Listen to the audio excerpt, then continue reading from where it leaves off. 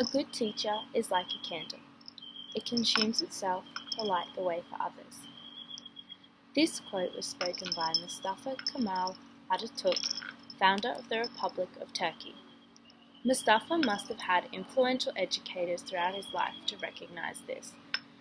Going into the teaching profession, this quote resonates with what I will be trying to achieve out in the field.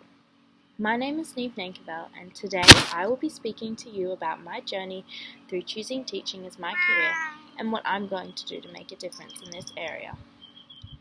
Firstly, I would like to clarify that my belief is the following. Teaching is a profession, not an occupation. I have many reasons as to why I believe this, and I will break it down. Firstly, I will name common and socially agreed differences between a profession and a job, which majority of society will agree with when it comes to the instances of careers such as doctors and lawyers. But then, I will further deconstruct to display these instances for teachers. The differences between a job and a profession are as follows. 1. A profession must follow a code of conduct. 2. A profession has a governed body that it is part of. 3. They have ongoing registration and are constantly undertaking professional development. And 4. A profession is held to a high standard and exposed in society. Now let's see how this fits in a teaching context. 1. A profession must follow a code of conduct. Well, yes. All teachers have to follow the very strictly enforced code of ethics, which will be further discussed later on. Next. A profession has a governed body that it is part of. There are many stakeholders in today's education system, including the government. 3. They have ongoing registration and are constantly undertaking professional development. Without a doubt, this applies to the teaching profession. Any teacher in Queensland must have ongoing registration, which is bound by the Queensland College of Teachers. And 4. A profession is held to a high standard and exposed in society. Teachers are the educators for all students within a community. For this reason, they are put in the spotlight. Parents are increasingly becoming more involved and opinionated regarding their child's education, and therefore, every move a teacher makes will most likely be noticed by a member within his or her community. Conclusively, teaching, without a doubt, is a profession and not just a job. My motivation to become a teacher is something I've grown and protected throughout my whole life. From playing students and teachers during playtime, to buddy programs in grade 12, to the time I graduated, my idea of schoolies was a 2-week trip to Cambodia, spending my days at a school called Feeding Dreams and assisting teachers there. My love for seeing children thrive has been constantly visible throughout my high school years, as I have 3 gorgeous nieces right across the road from me whom I'm watching grow. I think my experience for a young person is a definite strength that I'll be able to bring to the table of teaching as a profession. All experiences have given me examples of how to be a leader and role model, and the responsibility that it entails. Everyone will remember any good teacher they had throughout his or her schooling, because there was something about them that they liked, and more often than not, he or she would have done well in that class.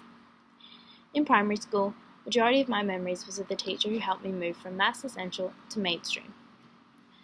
Mrs. B was not the most nurturing teacher at school, and I definitely did not see her as a mother figure, unlike many popular teacher identities for primary school teachers. Mrs. B just took the extra time with me in return for me putting in the extra effort, such as both of us giving up a lunchtime to catch me up on certain topics, which was a lot for a 4th grader to do. This is the teacher identity I am looking to mold for myself. I knew Mrs. B cared about me, but she didn't need to show it through a nurturing nature as such. Just the fact that even as a 4th grader I was able to identify that Mrs. B was putting in the extra effort to help me. I'll put the extra effort in for all students, because that's what makes a lasting impression on students. I graduated by grade 12, sitting on a high B in Math A, and I will always thank Mrs. B for my math achievements. At the moment, I am fascinated with the strategy of getting children to question things for themselves and seeing how rewarding this is as it stimulates the dialogic practice of thinking it loud. I find this would be very beneficial for teachers too, as it gives them an opportunity to see how the children are thinking individually. Going out onto placement to develop professional experience is a big task which I believe should not be taken lightly. There are many things that can and should be done to ensure a smooth placement takes place. Responsibilities beforehand include making an appropriate introduction with your mentor before you begin your placement, conducted through an email with appropriate etiquette, and I believe this means writing an email as if it was going to the course examiner. Once that's done, familiarising myself with the professional experience booklet is essential. The resources are at our disposal to be used and help guide us students through our first placement. An extra idea to help before even arriving at the school is asking for a class role. This shows the teacher you are ready to be involved and helps you get a head start. Once I'm in the classroom though, there are certain attitudes which must be displayed. Throughout the entire prac, a high standard of professionalism should always be apparent because I understand I'm in the classroom as a teacher, not a teacher aide, not a parent volunteer. As well as this, key micro-teaching skills will be initiated, such as making sure to gain the student's focus, eye contact, and not to stay in one spot when teaching. Making sure I move around will help maintain focus with the students.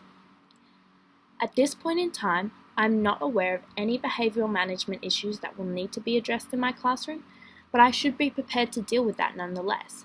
I understand that means if constructing a lesson plan after becoming aware of these factors, I should weave in time for these issues.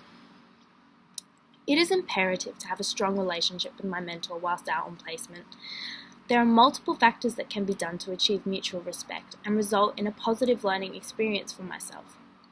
Firstly, the most evident factor is that I must respect my assigned mentor. My mentor is a professional and has their own class. Their teaching methods are ones for me to observe, perhaps not adopt, but definitely not criticise. I must also be prepared to receive feedback from my mentor, and also should be proactive about receiving it.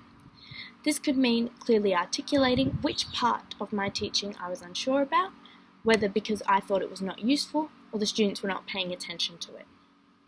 If I make an effort to build positive relationships with the students, then I should be making an effort to build a positive relationship with my mentor as well. If I am able to establish this relationship, then this leads to an open, respectful, professional form of communication.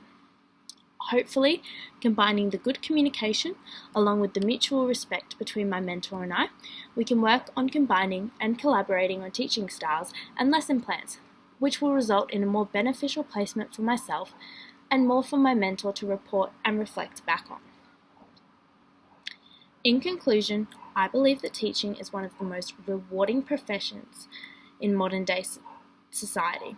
Not only rewarding, but one of the most demanding and exposed professions as well. I've been fortunate to have had many influential educational figures and role models throughout my education, which has set the bar high for myself as a teacher, which is something I'm very proud of. I hope to continue influencing the youth, such as an educator influenced Mustafa all those years ago. I hope to be a flicker working hard to help my students shine. I hope to start this journey through my teaching placement for professional experience. I'm excited to show the educational world what I have to offer as a teacher, not just to the students, but as a profession. I'm prepared to put in the extra mile, and this will make it easier to produce my own individuality when beginning a relationship with my teacher. By incorporating my previous experience throughout my entire life and following my passion, it will encourage and make it easier for myself to take initiative in this new learning environment. And with the help of the resources I've been given from the university, I have a place to start looking for finding my way through this placement.